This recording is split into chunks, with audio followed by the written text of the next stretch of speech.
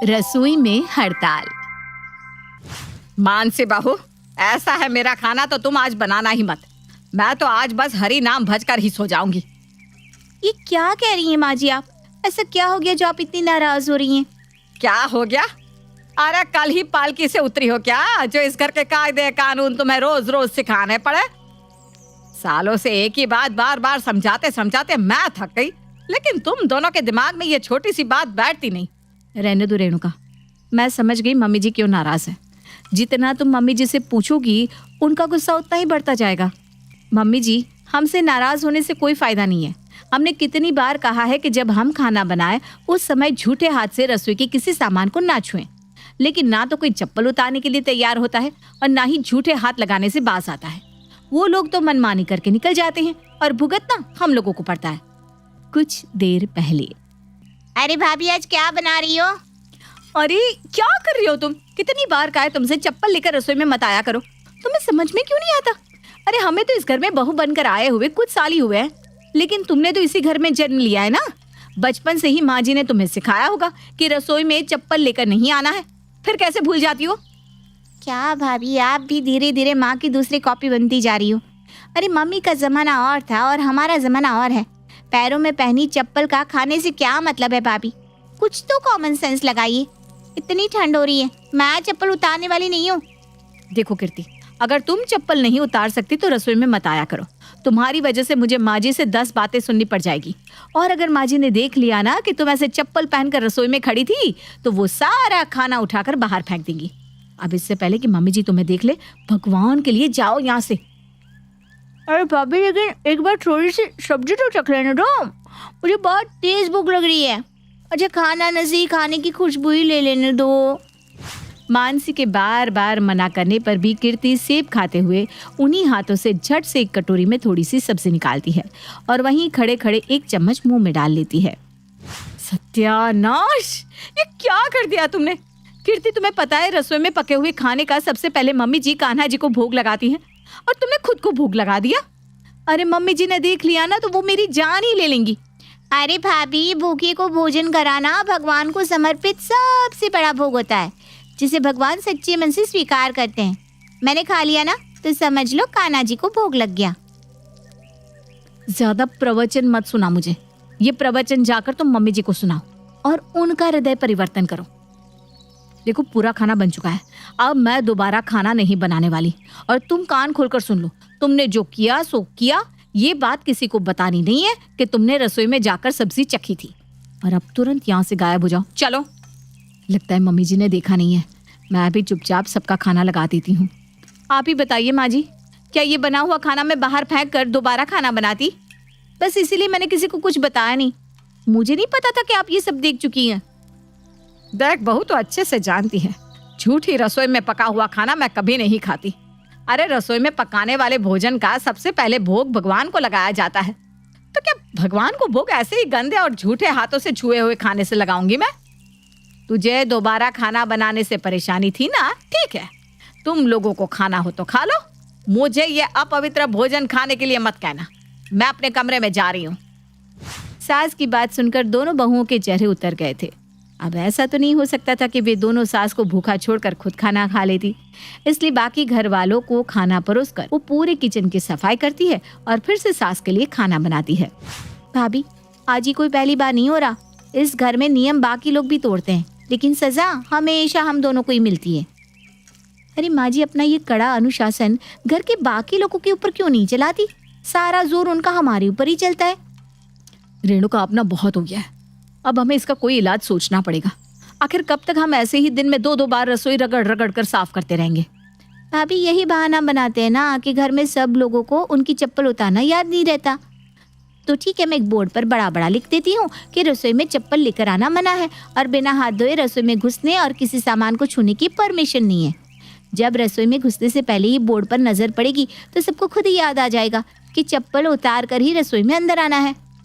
Idea तेरा अच्छा है। ठीक है, तो आज ही बोर्ड टांग देना। उसी दिन रेणुका बोर्ड रसोई के दरवाजे पर लटका देती है। शाम के समय। अरे रेणुका, तुम हटो, आज सब्जी मैं बनाता हूँ। मेरी गुलाब, वो थक जाती होगी ना रोज रोज खाना बनाते बनाते। अरे इस गुलाबों पर मेहरबानी करो और आप रसोई से बाहर रहो, यही सबसे बड़ी हेल्प होगी आपकी। दरवाजे पर इतना बड़ा बोर्ड टांग रखा है, उसके बाद भी जूते पहनकर सीधा रसोई में घुसे चले आए आप। अभी आपके पीछे पीछे बड़े भैया भी रसोई में आ धमकेंगे। आपकी वजह से अब मुझे फिर से वहाँ पोछा लगाना पड़ेगा। ऐसा लगता है कि मेरी जिंदगी इस किचन को चमकाते चमकाते ही बीत जाएगी।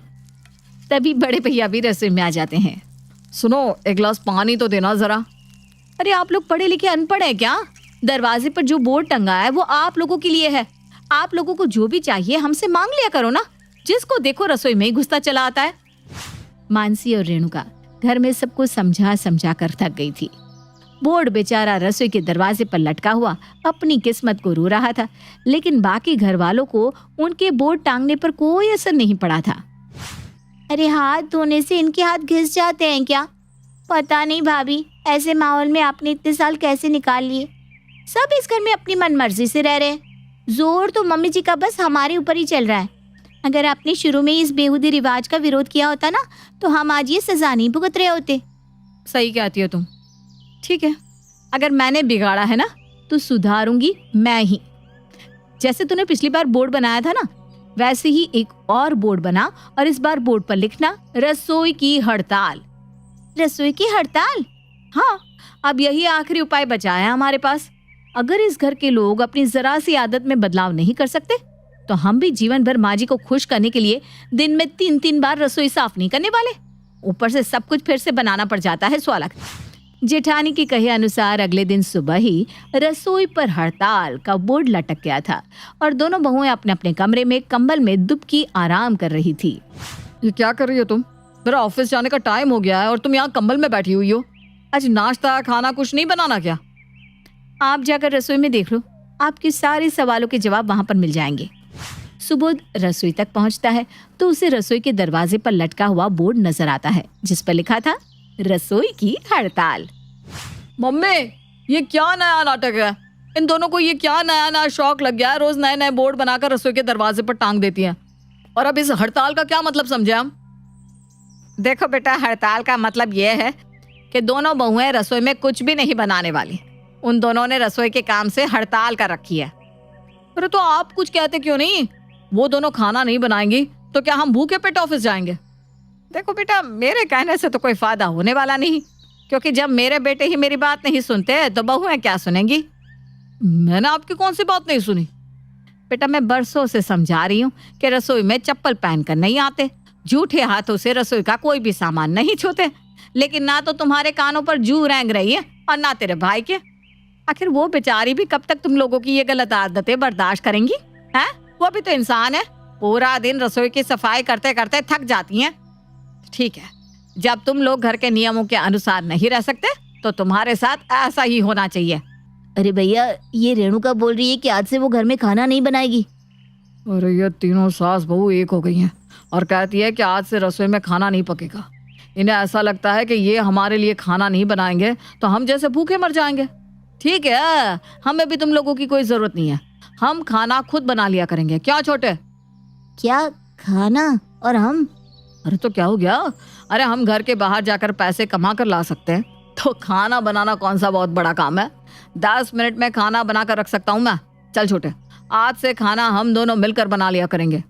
हाँ भैया, आप बिल्कुल ठीक कह रहे हैं। इन लोगों को ऐसा लगता है कि ये खाना बनाकर हमारे ऊपर बहुत बड़ा एहसान कर रही हैं और ये हड़ताल करने की धमकी देकर हमारे ऊपर दबाव बना लेंगे।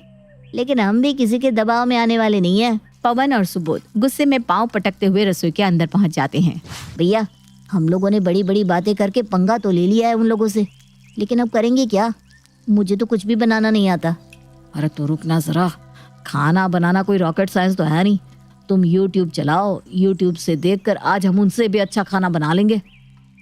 अच्छा छोटे, ऐसा कर, तू आटा गूंद, तब तक मैं दाल उबालने के लिए रखता हूँ। अरे भैया, ये तो बिल्कुल तालाब बन गया। ये आटा गूंथेगा कैसे? अरे इतना पानी डालने के लिए किसने कहा था? अब इसके अंदर थोड़ा आटा और मिला। पवन बिल्कुल गीले हो चुके आटे में थोड़ा सा सूखा आटा मिलाता है। अरे यार, आधा घंटा हो गया और तुम आटा नहीं गूंथ पा रहे हो। और ये चाकू से क्या कर रहे हो? अरे भैया, बार बार आटा मेरे हाथों में चिपक जाता है। अब ऐसे में मैं आटा कैसे लगाऊं? इसलिए चाकू से हाथ में चिपका आटा छुड़ा रहा हूँ। पवन चाकू से अपने हाथों पर चिपका आटा छुड़ा ही रहा था कि अचानक चाकू से उसका हाथ कट जाता है। भैया मेरा हाथ कट गया। बहुत खून बह रहा है। क्या मुसीबत है, मुझे नहीं कूटना आटा, आप दाल के साथ चावल बना दो। पवन जाकर ऑफिस के लिए तैयार होता है। तब तक सुबोध अकेले ही किसी तरह दाल चावल बनाकर तैयार करता है। कुछ देर बाद, अरे भैया अभी तक खाना तैयार नहीं हुआ, मुझे ऑफिस के लिए लेट हो रहा है। क्या मुसीबत है यार, अब सुबह उठकर पहले रसोई में खाना बनाए या ऑफिस के लिए तैयार हो। अगर इसी तरह चलेगा तो मैं ऑफिस भी टाइम से नहीं पहुंच पाऊंगा। किसी तरह जल्दबाजी में टिफिन में दाल चावल पैक करके दोनों भाई ऑफिस के लिए निकल जाते हैं। ऑफिस में लंच टाइम में जैसे ही सुबोध अपने टिफिन से पहला निवाला मुंह में डालता है, उसका मन खराब हो जाता है। अरे इसमें तो बहुत तेज मिर्ची हो गई, इतनी तेज मिर्ची है कि मेरा सर चकरा गया है। छी, मैं ये खाना नहीं खा पाऊंगा। कुछ ही देर में छोटे भाई पवन का सुबोध के पास फोन आता है। अरे भैया ये आपने टिफिन में दाल पैक की थी या तबाही? 2 चम्मच खाना खाया था, 2 ग्लास पानी पी चुका हूँ, अभी भी मुंह में आग लगी हुई है। आपने ऐसी दाल बनाई है भैया कि अगर इस दाल को मैंने कुत्ते को दे दिया ना तो वो भी खाने के बाद मुझे 10 गालियां देगा। अरे यार छोटे, मैं मान रहा हूँ दाल नहीं, ब्लंडर हो गया है मुझसे। अरे तू छोड़ दे उसे, मत खा। लेकिन तू चिंता मत कर, रात को मैं तुझे बढ़िया टेस्टी डिश बनाकर खिलाऊंगा। मैंने रेसिपी देख ली है, इस बार कोई प्रॉब्लम नहीं होगी। ठीक है भैया, अभी तो फिलहाल मैं समोसे और चाय पीकर ही काम चला लेता हूँ, लेकिन शाम को भगवान के लिए कुछ ढंग का बनाकर खिला देना। अरे तू चिंता मत कर छोटे, शाम को बस मेरी मदद कर देना। जी भैया मैं टाइम से पहुंच जाऊंगा। आज तो हम इन्हें दिखा देंगे छोरे छोरियों से कम है क्या। शाम को खाना बनाने की भारी जिम्मेदारी होने के कारण दोनों भाई थोड़ा जल्दी ही ऑफिस से घर पहुंच गए थे। भैया बताइए ना, क्या स्पेशल रेसिपी बनाकर खिलाने वाले हो आप? आज मैं बनाऊंगा स्पेशल दाल खिचड़ी, टेस्टी और हेल्दी। अरे भैया खिचड़ी खिलाने के लिए आपने इतना सस्पेंस क्रिएट किया, और खिचड़ी कौन सी स्पेशल रेसिपी होती है? आप ही खा लो खिचड़ी, मुझे नहीं खानी। अरे छोटे, खिचड़ी खाना बहुत फायदेमंद होता है। आज खा लेना चुपचाप, कल कुछ अच्छा बना लेंगे, बस पक्का प्रॉमिस। क्या भैया, ठीक है।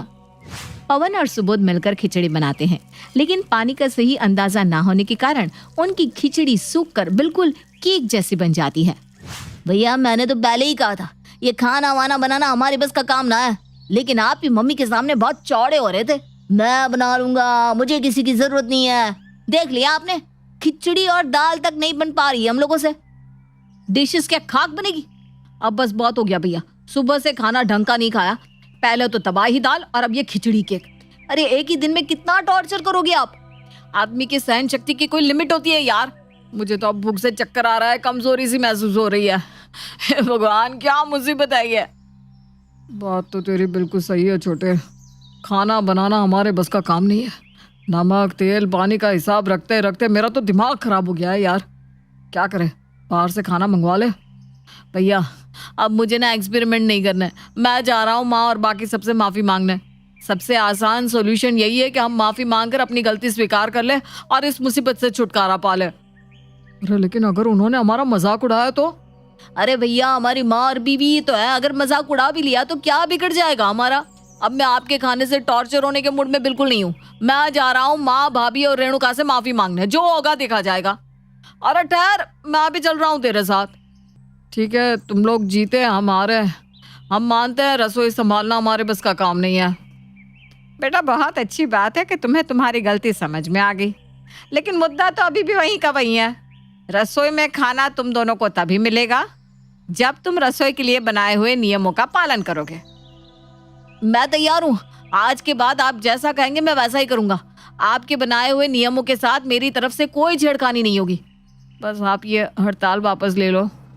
सोच लो, अगर आज के बाद कोई भी रसोई में चप्पल लेकर घुसा तो उस दिन रसोई की सफाई और खाना वही करेगा। बोलो मंजूर? मंजूर मंजूर, बिल्कुल मंजूर। हाँ मुझे भी मंजूर है। अब अगर आप लोगों की हड़ताल वापसी हो गई हो तो भगवान के लिए 1 कप चाय और खाना खिला दो। सुबह से भूखे हम, भूख से जान जा रही है। तो फिर ठीक है, आप लोग हाथ धोकर डाइनिंग टेबल पर आ जाओ, खाना तैयार है। खाना तैयार है? इसका मतलब खाना आप लोग पहले बना चुके थे? हाँ नहीं तो क्या, तुम्हारी माँ हूँ मैं, तुम्हारी रग रग से वाकिफ हूँ। मुझे पता था शाम होते होते तुम दोनों की सारी हेकड़ी निकल गई होगी, इसलिए मैंने पहले ही खाना बनवा दिया था। सरला की बात सुनकर सभी हंसने लगते हैं और मिलकर खुशी खुशी खाना खाते हैं।